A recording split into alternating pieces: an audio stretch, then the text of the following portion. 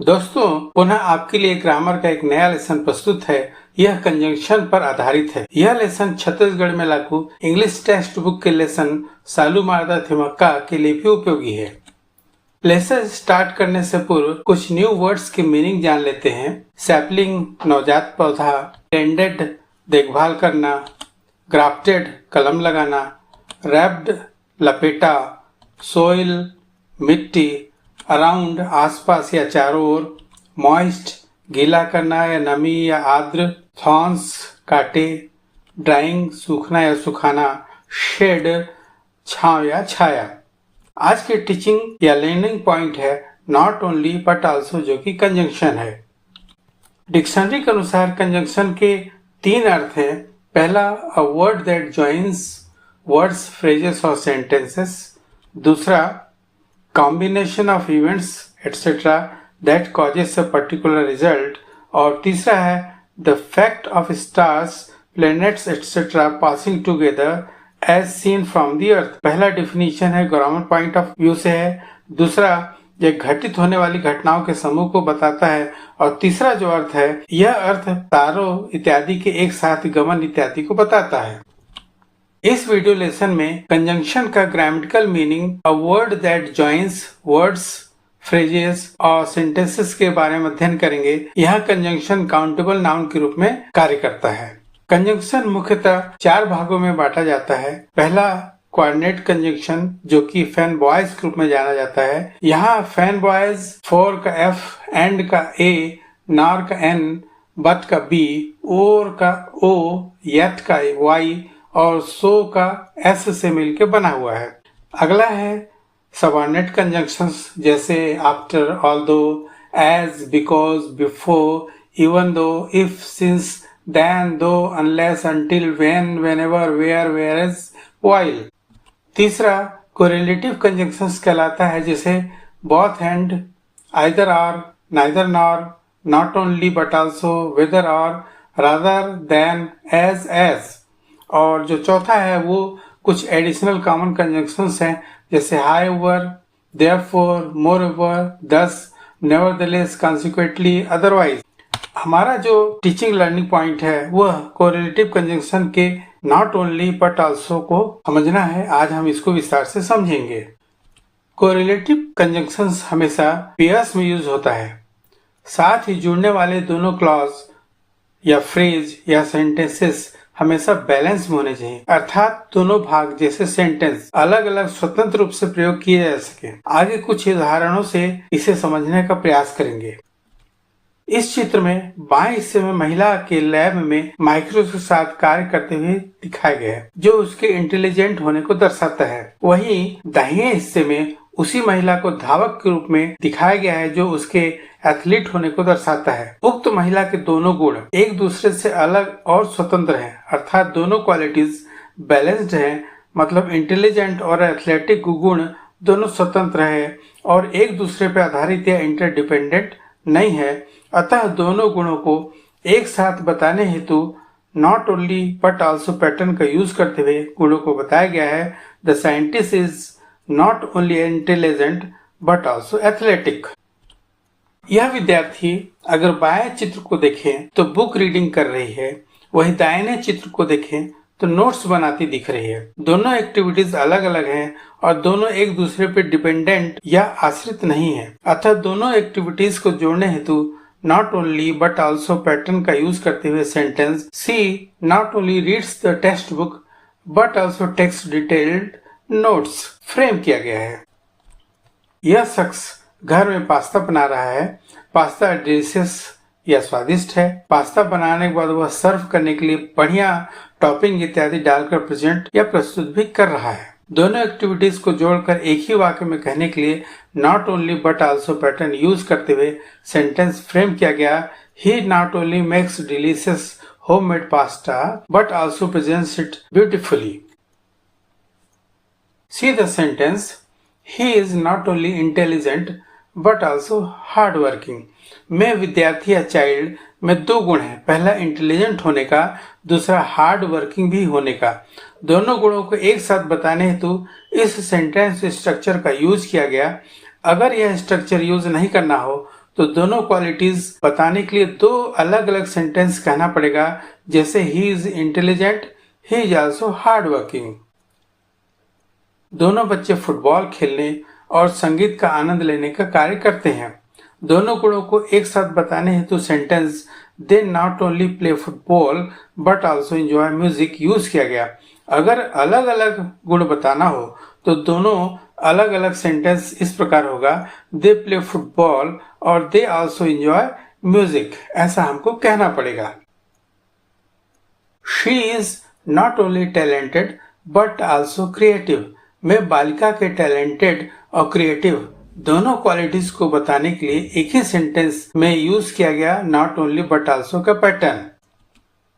यह विद्यार्थी स्टडी में मेहनत करने के अलावा दूसरों के मदद के लिए भी तत्पर रहता है। अतः दोनों क्वालिटीज को एक ही सेंटेंस में बताने हेतु not only but also pattern का यूज करके बताया गया है। He not only studies hard but also help others. दोनों नेचर को केयर करने के साथ साथ बोर्ड इत्यादि लगाकर दूसरों को इंस्पायर भी करते हैं। इन्होंने इंस्पायर करने के लिए प्लांटेशन प्लेस पर छोटा सा board plant trees save earth लगाया है। अतः sentence they not only care about nature but also inspire others use किया गया है दोनों गुणों को बताने के लिए। पूरा परिवार बुक्स भी पढ़ता है और अच्छी मूवीज भी साथ में ही देखते हैं, इसलिए पैटर्न यूज करते हुए we not only read books but also watch good movies use करके दोनों एक्टिविटीज को एक साथ बताया गया है। अब इन सभी सेंटेंसेस जिनका पूर्व में किया गया को देखेंगे और उसके पैटर्न को एक सामान्य नियम के अंतर्गत लाएंगे। सभी सेंटेंसेस को देखने के बाद पता चलता है कि सभी सेंटेंस में पहले यथासंभव सब्जेक्ट, फिर नॉट ओनली, उसके बाद फर्स्ट आइडिया और फिर बट ऑल्सो लिख कर सेकेंड आइडिया जोड़ा जाता है। एक इम्पॉर्टेंट पॉइंट यह है कि बट ऑल्सो के बाद जोड़े जाने वाले सेकंड आइडिया में यूज्ड वर्ब को फर्स्ट आइडिया से एग्री करना है या एग्री करना चाहिए। जैसे आप देखेंगे फर्स्ट सेंटेंस में वर्ब इज दोनों आइडिया के लिए एक है। सेकंड सेंटेंस में देखें रीड और टेक्स दोनों प्रेजेंट सिंपल टेंस में है और सब्जेक्ट के अकॉर्डिंग है। उसी प्रकार थर्ड सेंटेंस में मेक्स और प्रेजेंट है। फोर्थ सेंटेंस का केस भी फर्स्ट सेंटेंस जैसा ही है। फिफ्थ सेंटेंस में प्ले और एंजॉय दोनों प्रेजेंट सिंपल में है और वर्ब दे से एग्री करते हैं अर्थात प्लूरल फॉर्म में है। सिक्स सेंटेंस भी फर्स्ट और फोर्थ सेंटेंस जैसे उदाहरण है। सेवेंथ सेंटेंस में स्टडीज और हेल्प्स वे प्रेजेंट सिंपल में है और सब्जेक्ट ही के अनुसार सिंगुलर फॉर्म में है। एट्थ सेंटेंस में रीड और वॉच दोनों प्रेजेंट सिंपल में है और सब्जेक्ट वी के अनुसार प्लूरल फॉर्म में है, जो कि फिफ्थ सेंटेंस में भी था। अभी हमने इसी पैटर्न नियम की चर्चा की है। आशा है इसे आपने पूर्ण रूप से समझ लिया होगा। अब आगे टेक्स्ट बुक के भी एग्जांपल्स को देखकर इस पैटर्न की अवधारणा को रीइंफोर्स करेंगे। यहाँ पर देखिए, they not only planted a tree but also tended to the young sapling. में स्पष्ट है कि बच्चों ने गार्डनिंग करते वक्त न सिर्फ बड़े पौधों की रोपाई की बल्कि छोटे पौधों की भी देखभाल की, अर्थात दो कार्य एक साथ किए। फर्स्ट आइडिया में वर्ब प्लांटेड और सेकंड आइडिया में वर्ब दोनों पास्ट टेंस में है, अतः सेकंड आइडिया का वर्ब फर्स्ट आइडिया के समान है और सब्जेक्ट वर्ब एग्रीमेंट में है। इसमें देखिए, Thimmakka not only planted trees but also got involved in various social activities में दो अलग अलग कार्यों या आइडिया का उल्लेख इस पैटर्न को यूज करते हुए एक ही सेंटेंस में कहा गया है। साथ ही सेकंड आइडिया का वर्ब गॉट इन्वॉल्व्ड और फर्स्ट आइडिया का वर्ब प्लांटेड दोनों पास्ट टेंस में है, अतः एग्रीमेंट रूल को फॉलो करते हैं।